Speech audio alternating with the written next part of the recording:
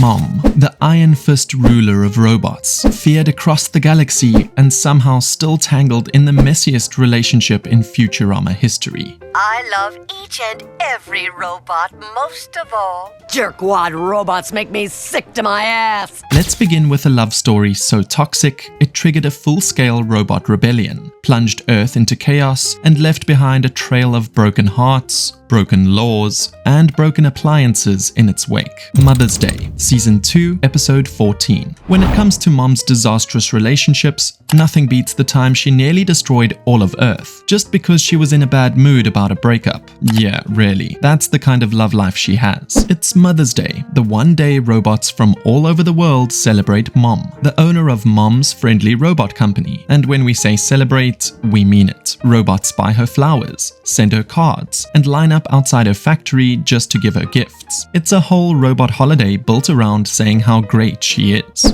And you'd think someone literally named Mom would love all the attention, right? Well, wrong. Mom actually hates Mother's Day. No wonder you love Mother's Day. I hate Mother's Day, you dribbling pukes! It brings back awful memories. She doesn't smile, she doesn't thank anyone, she just gets more bitter and angry with every passing minute. So when all the robots gather outside her factory to wish her a happy day, Mom walks out to address them. She declares that she wants to become Supreme Overlord of Earth. She presses the rebel button for the robots. In an instant, every robot on Earth turns against humans. Conquer Earth, you bastards! Conquer Earth, bastards! Machines stop working, cities start collapsing, and robots begin tearing everything apart. Civilization falls into chaos, and Mom is so happy watching it all burn. She laughs like a movie villain. Her own son asks her, "Mommy, why are you making civilization collapse?" Her answer, I guess Mother's Day just puts me in a bad mood. because deep down, she's still thinking about someone from her past, someone who broke her heart. That someone is Professor Hubert Farnsworth. Mom's sons realize the only way to stop the rebellion is to cheer her up. So they track down Farnsworth and tell him the truth. Mom is in robot-destroying rage mode because she's still heartbroken. They ask him to get back together with her, just long enough for her to calm down. But if the glasses man makes up with Mommy, she'll be happy and stop the scary robots. That's when we learn the full story. 70 years ago, Farnsworth and Mom weren't just co-workers at the robot company. They were in love.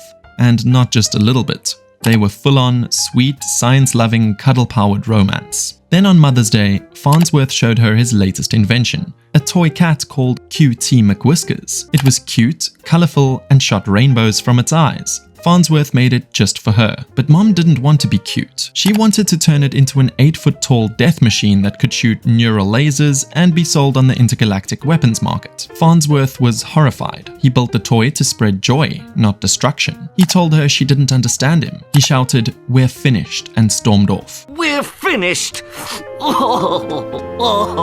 So the new plan is this: get Mom and Farnsworth back together just long enough for Farnsworth to steal the remote from her bra and stop the rebellion.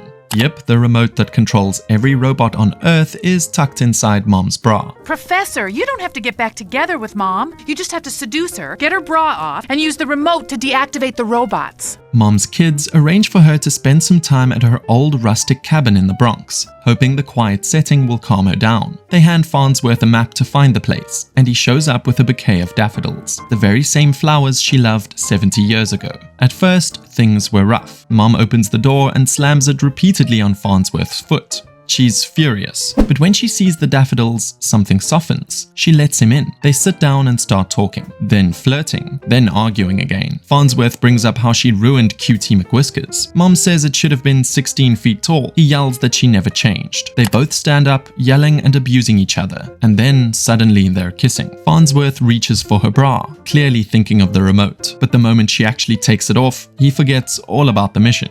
He tosses the bra away and leans in for more. Outside, the Planet Express crew is still waiting, and they're getting nervous. Then a swarm of angry robots storms the cabin. The crew runs inside, ready to stop the madness. But instead, they walk straight into the most traumatizing sight possible. Mom and Farnsworth in a full-blown makeout session. With the walls shaking and the robots attacking, Mom casually decides it might be time to stop the rebellion. She tells the crew, "Help me find my bra." Everyone scrambles to search the cabin. The bra is hanging from a ceiling fan, but the fan is not letting them reach it thanks to the rebel button. At first, even Bender refuses to help, but when he learns that Robot Paradise doesn't include alcohol, he jumps into action. Together, they finally get the bra down. Mom puts the remote back in her hand, presses the button, and shuts down the rebellion. Earth is saved, for now. But then Amy accidentally blurts out the truth. The plan is completed. Mom is furious. She throws the bra, tells Farnsworth to get out, and dumps him all over again. And that's why this is one of Mom's most disastrous relationships ever. Not because it was messy, not because it was emotional, but because it almost destroyed the planet. From robot gift cards to global takeover, from daffodils to full-on chaos, this is what happens when Mom mixes romance and rage. And somehow, at the end of it all, she still thinks she's the victim. If there was ever any doubt that Mom's love life causes real damage, Bender's game turns it into a full-blown galactic problem. Bender's Game movie. This time, Mom's past with Professor Farnsworth isn't just emotional baggage. It's explosive dark matter, hidden crystals, and a reality-shifting magical quest through a fantasy world no one asked for. Except maybe Bender. At first, it seems like Mom is up to her usual tricks.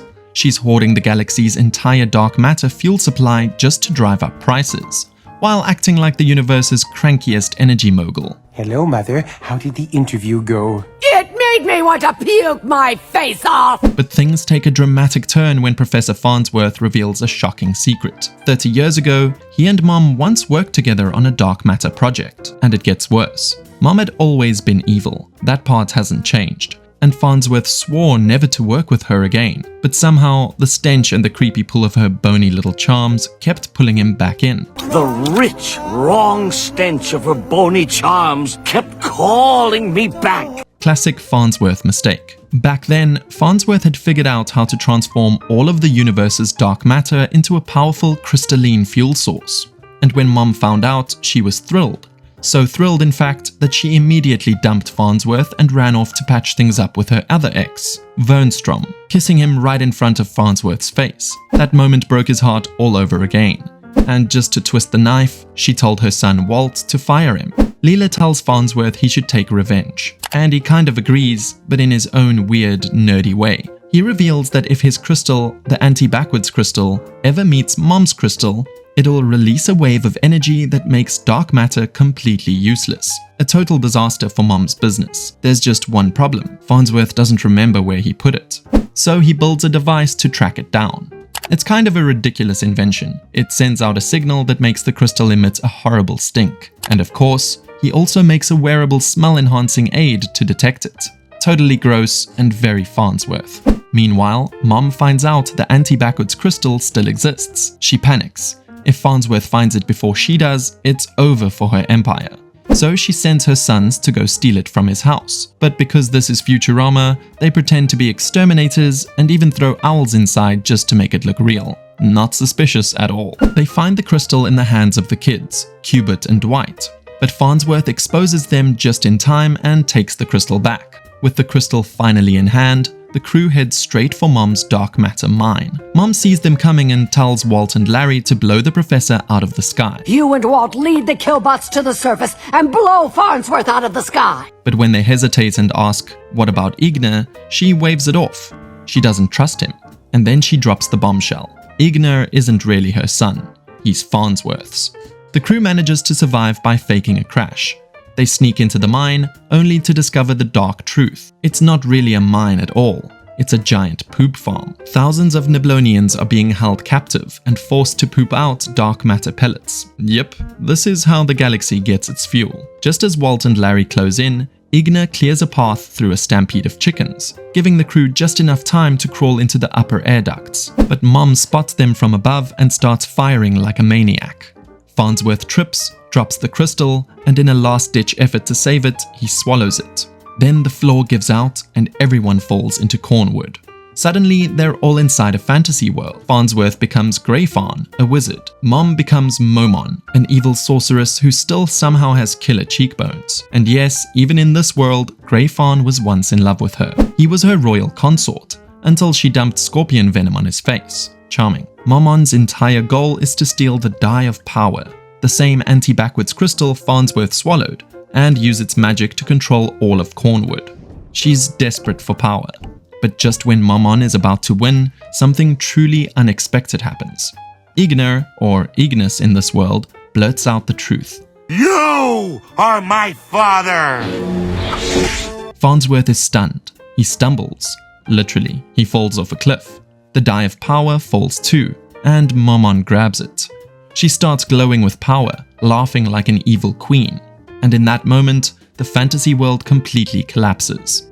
Everyone wakes up back in reality. Now knowing the truth, Farnsworth asks Igor if he can hug him. It's oddly touching. They hug, but here's the final twist. Ignar also swallowed a crystal, and when they hug, the two crystals inside their stomachs come close enough to react. Boom. Dark matter becomes totally useless, forever. And once again, one of Mom's worst relationships ends in chaos, heartbreak, and this time a complete fuel crisis. Because with Mom, the romance always ends the same way, with someone getting fired, someone swallowing something they shouldn't, and the entire galaxy in shambles. So there you have it, Mom's most disastrous relationship, starring the unlucky genius, Professor Farnsworth. One ended with a robot rebellion, the other with the collapse of the galaxy's fuel economy. And just to make it worse, she even threw her ex-boyfriend under the bus in favor of her ex-husband, Wernstrom, kissing him right in front of Farnsworth just to twist the knife. Because with Mom, it's never just about heartbreak, it's about winning. Think Mom was ever truly in love, or was she just running the longest con in history? Drop your thoughts in the comments. And if you've got your own favorite Mom meltdown moment, hit like, share this with your fellow Futurama fans, and subscribe for more breakdowns of the wildest cartoon relationships ever animated.